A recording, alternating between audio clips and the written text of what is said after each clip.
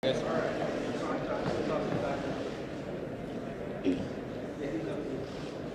are we all good? All right, good afternoon. Thank you for joining us today. Today, we end the spring session of the General Assembly in stunning failure. Stunning failure by the supermajority Democrats who control our legislature. The Democrats in the General Assembly have failed to pass a balanced budget. They have failed to pass reforms to protect our property taxpayers. They have failed to pass reforms on our pension system. They have failed to pass reforms to grow our economy and create more high-paying jobs. They have failed to pass reforms on our political system through term limits. Stunning failure again. Speaker Madigan's Democrats have controlled our General Assembly for more than 30 years. Speaker Madigan's Democrats have controlled spending in our state government for more than 30 years. Under the Democrats' control, we have the highest deficits, the highest debt, the highest unfunded pensions of any state in America. Under Speaker Madigan's Democrats, we have the highest unemployment rate of any state in America. Under Speaker Madigan's Democrats, we have the highest property taxes of any state in America. Under Democratic control, we lead the nation in people leaving the great state of Illinois. We have to change direction. We must fundamentally reform our government so it works for the people again. And we have got to stop spending money that we don't have. We have got to stop the deficit spending. Now. We have to stop it now. The budget that the Democrats passed is $7.5 billion out of balance.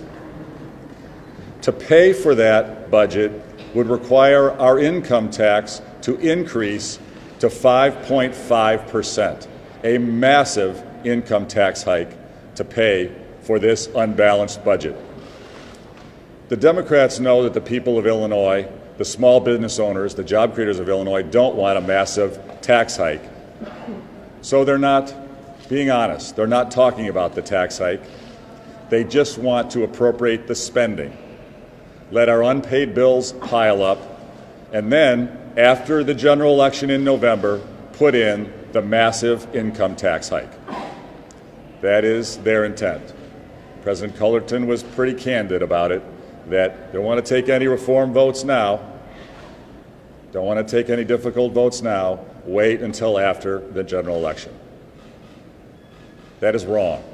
We have tried in good faith to work with the Democrats for the past year through our working groups on a bipartisan basis to come up with reforms so we can get a truly balanced budget, grow our economy, and protect our taxpayers. We were making significant progress in recent months, significant progress. Members of both political parties in private were negotiating in good faith to come up with compromises on spending levels, on new revenues, and on reforms to grow our economy and protect our taxpayers. Speaker Madigan became concerned in recent weeks that too much progress was being made. He was not ready to embrace reform, inserted himself in the process, slow-walked the budget groups, the working groups, and then President Cullerton on Friday gave us the word that the working groups could continue to function. That would be fine, and they'll continue to talk, but really no votes on these issues were going to be taken until after the general election. That was his word to us on Friday. At this point, it is essential that we give stability and confidence to our teachers in Illinois, to our school children in Illinois, and to the recipients of government services, our university system, our healthcare system, our correction system, our public safety system. We have got to have stability. These services must be continued to be provided. They cannot be held hostage for this unbalanced budget that will force a massive tax hike on the people of Illinois next winter. We can't hold our schools hostage for this massive tax hike. We can't hold our government services hostage for this massive tax hike. And President Cullerton was candid on Friday that they've been holding up operations funding to put pressure on our administration. They want pressure in our correction system. They want pressure in our healthcare system. They want pressure on our university system. That is wrong. It's not fair. We can't allow it. That's the reason we have introduced two bills. One, to fully fund our K-12 school system and our early childhood education system now, right now, with more money, 100% of the foundation level, K-12, as well as a hold harmless $105 million, so no school district will get less money under the current funding formula that the Democrats put in place in 2003. So Chicago will not get less money. No school district will get less money under the current funding formula that the Democrats put in 2003. And our schools can open on time, and we can give them the confidence and dependability they need, stability that the teachers deserve in Illinois, the school system, the parents, and the students deserve. We've also sponsored a bill today, this morning, to make sure that essential government services, our university system, our healthcare system, our correction system, our government operations that our citizens depend on can continue to function through January, which is the time frame that President Cullerton indicated would be the time frame that they'd be willing to negotiate a truly balanced budget and a broad-based compromise. So we are calling on the General Assembly, don't wait. Don't hold our schools hostage. Don't hold our government operations hostage. Don't hold the people of Illinois hostage. Pass these two bills now to bring stability to our state while we continue to negotiate in good faith on reforms through the working groups, and we get through this crisis. Hopefully we can come to a broad compromise before the general elections. We're going to try to do that. We will try every day, 7 days a week. But President Cullerton has indicated that really the time will ultimately come down to next winter after the election. So we've got to take action now to get us through to next winter. Here's the time. Economic growth is the key to balanced budgets. Growing our economy is essential to having balanced budgets. If we don't grow our economy, we will never have truly balanced budgets. Our debt is too big. Our unfunded pensions are too big. Our property taxes are too high. We need reforms to grow the economy.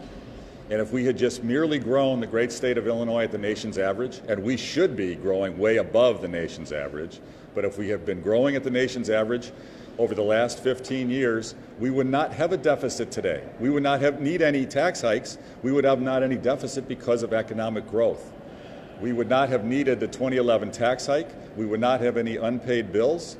And we would have well over $10 billion more in the state treasury to fund our schools and our human services. Economic growth is the key, and our entire turnaround agenda is focused on value for taxpayers and, most importantly, economic growth, creating more jobs, higher incomes, more competitiveness for the Illinois economy so we can all prosper and have a higher quality of life for the people of Illinois.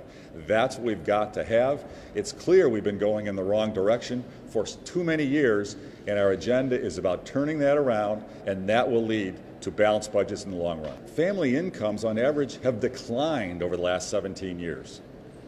We are going in the wrong direction, and struggling families are hurting. Their property taxes are too high. They don't have enough job opportunities. The key to rising family incomes is a healthy, competitive economy, creating multiple jobs for people to choose from. That's what raises family incomes.